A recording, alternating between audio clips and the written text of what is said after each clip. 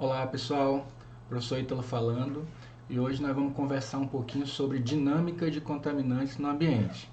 O que é que vem a ser essa dinâmica? Bom, eu acho que é meio óbvio para todo mundo que uma vez que um determinado contaminante é lançado no ambiente, ele não vai ficar lá parado, sem sofrer nenhum processo de transformação ou de mobilidade.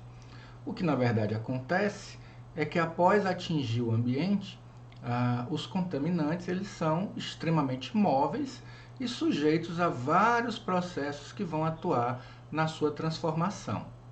Mas antes da gente falar de como os contaminantes chegam no ambiente, eu acho importante nós levarmos em consideração que, independente de onde ocorre esse aporte, seja no ambiente continental, seja na atmosfera, seja em um corpo d'água, os oceanos acabam atuando como sorvedouros finais desses contaminantes. Isso porque os processos de escoamento e de drenagem continental acabam carreando esses contaminantes para o oceano. Dito isso, é importante ressaltar que o nosso estudo de dinâmica vai se focar predominantemente no particionamento desses contaminantes nos meios aquáticos, sobretudo nos oceanos, ok? Bom, então vamos lá. Começando aqui com os mecanismos de aporte. Basicamente, existem 4 mecanismos de aporte principais de contaminante. O mais conhecido deles seria o lançamento direto.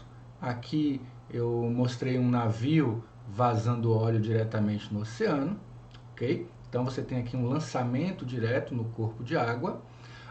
Existe também o escoamento superficial. Aí eu coloquei como exemplo uma imagem que eu gosto muito de utilizar por ela ser extremamente didática, que é o desastre lá, o rompimento da barragem de rejeitos lá de Mariana, né? Que levou ao escoamento de material ao longo da bacia do Rio Doce, fazendo com que o material fosse lançado no Oceano Atlântico. Então aqui um exemplo de escoamento superficial.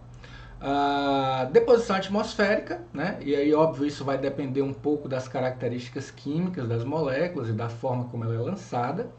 Okay? Em geral incêndios, mas é importante ressaltar que nem sempre é necessário que ocorra um incêndio para que o aporte seja atmosférico. Algumas moléculas são extremamente voláteis em temperatura ambiente e elas podem, portanto, migrar para a atmosfera. E, finalmente, os fluxos subterrâneos, esses menos relevantes em termos de quantidade, porém existem, né? São factíveis de acontecer, que é quando substâncias químicas são carreadas através de lençóis freáticos subterrâneos e esse fluxo frequentemente pode ocorrer também em direção aos oceanos, ok?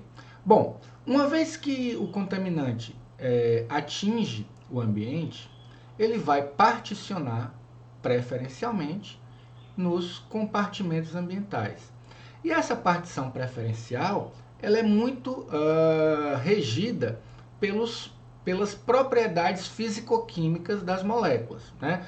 Tipo, se a molécula é mais volátil, ela vai ter probabilidade de particionar preferencialmente em um determinado compartimento. Se ela é lipofílica, se ela for hidrofílica, tá? Então, o particionamento preferencial vai estar muito ligado a propriedades físico-químicas. E, obviamente, nós teremos mais para frente uma aula aí focando nas diferentes propriedades físico-químicas que governam os mecanismos de particionamento de contaminantes.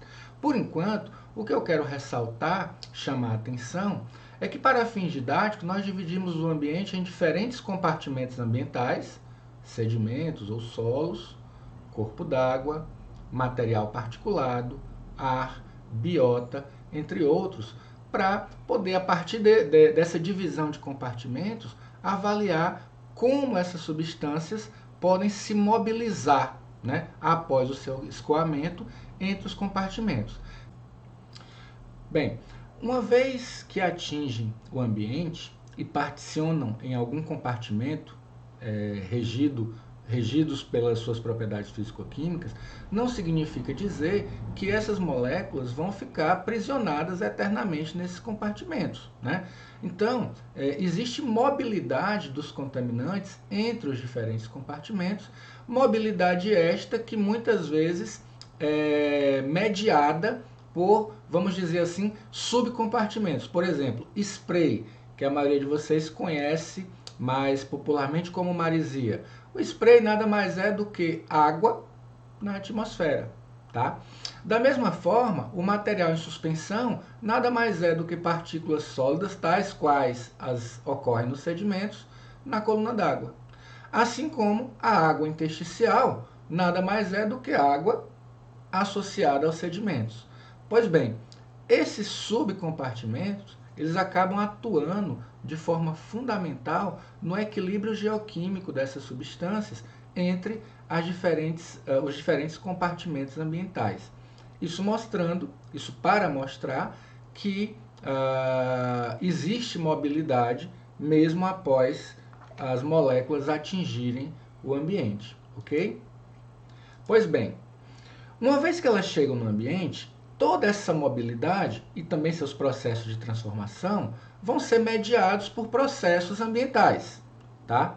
De uma forma geral, de uma forma resumida, esses processos ambientais são 4: processos físicos, processos de natureza química, processos geológicos e processos biológicos.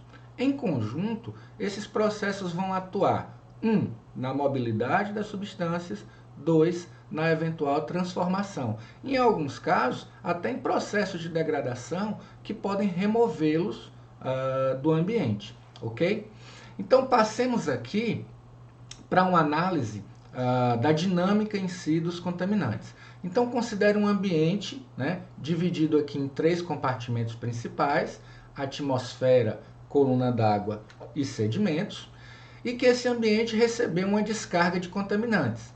Essa descarga de contaminantes, ela pode ter ocorrido por qualquer um dos mecanismos de aporte que eu mencionei no início da aula: aporte direto, aporte por escoamento superficial, subterrâneo ou atmosférico, ok?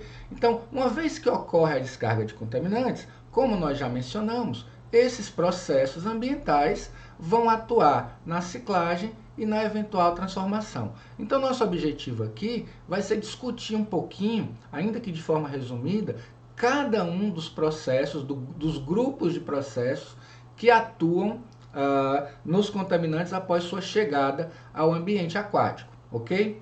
Por exemplo, entre processos físicos, após o lançamento, nós temos processos como, por exemplo, a evaporação, que pode permitir que um contaminante que seja volátil nas condições ambientais eventualmente evapore e podendo inclusive retornar à atmosfera, tá?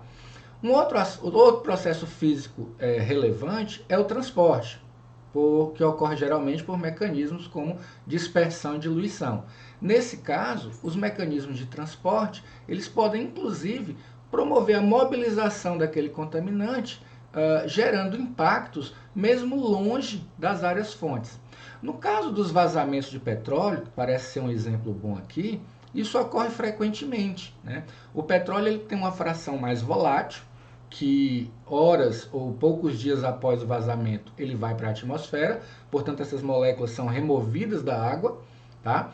Ao mesmo tempo que os processos hidrodinâmicos, marés, correntes costeiras, podem atuar na dispersão e diluição da mancha de óleo, inclusive fazendo com que ela se mobilize para áreas distantes da fonte original. Bom, vamos ver agora os processos químicos. Os processos químicos são geralmente processos que atuam na transformação de moléculas, ok?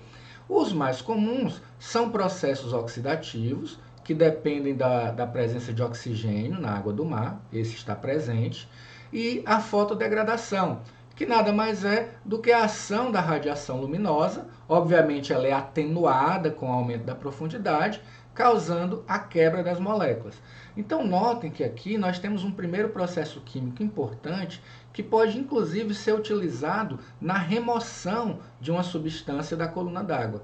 O processo de fotodegradação nada mais é do que uma quebra da molécula, e quando ele ocorre, em geral, embora não seja uma regra, tá? a molécula dá origem a moléculas mais simples e, em geral, menos tóxicas. Além disso, os contaminantes eles podem sofrer processos de adsorção com o material particulado, que está em suspensão na água, assim como se complexar com a matéria orgânica.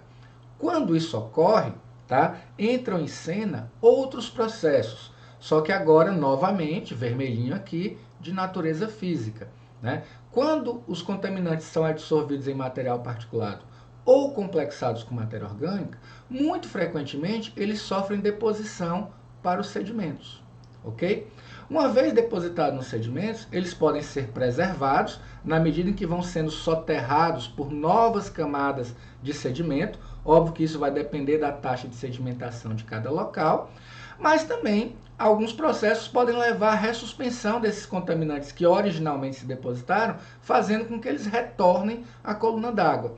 E aqui nos processos de ressuspensão, uma simples pescaria de arrasto, em alguns casos de corpos d'água mais rasos, até uma tempestade pode provocar um processo turbulento aqui nesses sedimentos, fazendo com que os contaminantes ressuspendam para a coluna d'água. Bem, faltou a gente falar ainda dos processos biológicos. Entre os processos biológicos mais relevantes que atuam diretamente sobre contaminantes no ambiente, a gente tem a bioacumulação e a biomagnificação, que nada mais são do que processos diferentes, no momento oportuno a gente vai explicar, nada mais são do que processos diferentes de assimilação desses contaminantes por organismos. Além da bioacumulação e da biomagnificação, a degradação microbiana, tá, é também um processo biológico importante. Juntamente com a fotodegradação, que eu falei um pouquinho antes, a degradação microbiana ela ajuda a quebrar as moléculas, em geral, embora hajam exceções, convertendo essas moléculas em moléculas mais simples e, consequentemente, menos tóxicas. Lembrando que a degradação microbiana ela pode ocorrer tanto em moléculas que depositaram recentemente, através desses processos que eu acabei de mencionar, como também em moléculas que estejam preservadas em camadas mais profundas. No entanto, essa degradação microbiana, ela depende de um outro aspecto, da presença de oxigênio. Ora, pessoal, a degradação microbiana, ela ocorre mediada pela ação de micro-organismos, como o próprio nome já sugere. Esses micro-organismos, por sua vez, dependem da presença de oxigênio. O oxigênio ele tem uma baixa capacidade de percolação nas camadas sedimentares. Então, óbvio que nas camadas superficiais, onde há mais oxigênio e, portanto, há mais micro-organismos, as taxas de degradação tendem a ser maiores. E nas camadas mais profundas, ditas anóxicas, porque o oxigênio já não atinge com a mesma eficiência, a degradação microbiana vai ocorrer de forma muito mais lenta. Ok? Então, nesse aspecto, é importante considerar que uma vez que o contaminante se deposita, sofre adsorção e complexação e se deposita nos sedimentos, tá? Na medida em que ele é soterrado, ele vai ficando distante da radiação luminosa e também mais ou menos fora de alcance da degradação microbiana. Ora, se a fotodegradação e a degradação microbiana são os principais mecanismos naturais de quebra, né, para detoxificação, para remoção de contaminantes no ambiente, na medida em que os contaminantes ficam soterrados, eles não recebem mais luz, não sofrem ação microbiana e tendem a ser preservados por longos períodos. Algumas moléculas chegam a ter persistência superior a décadas, né? Algumas mesmo na ordem de 3, 4, até 5 décadas, uma vez depositadas em sedimentos. Tá? Existem, nesse sentido, muitos exemplos de locais que foram historicamente contaminados, e aí, óbvio, esses contaminantes acabaram se depositando para as camadas sedimentares, e lá ficaram protegidos da luz e fora do alcance das bactérias, e esses contaminantes foram preservados por longos períodos.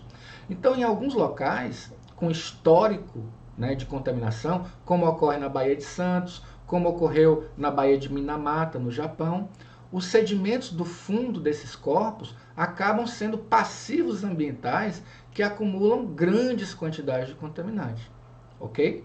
Então, muitas vezes, o sedimento depositado no fundo de corpos d'água, ele pode funcionar como uma verdadeira caixa de Pandora, ou seja, existe ali uma série de coisas, de substâncias tóxicas, de materiais ambientalmente danosos, que se forem ressuspensos, podem causar problemas no ambiente. Nesse sentido, vai aqui a minha reflexão de hoje, minha reflexão não, a reflexão que eu deixo para vocês, né, a respeito dos procedimentos de dragagem que ocorrem em áreas portuárias. Ora, áreas portuárias geralmente são áreas sujeitas a múltiplos impactos, que incluem inclusive o lançamento de contaminantes. Essas áreas, na medida em que são contaminadas, também precisam ser frequentemente dragadas, o que consiste em uma perturbação no sedimento que se depositou no fundo, para que se mantenha a profundidade operacional de navegação. Seriam os procedimentos de dragagem processos que poderiam levar a uma ressuspensão e causar um problema maior no ambiente? Pense um pouco, a gente conversa no próximo. Muito obrigado.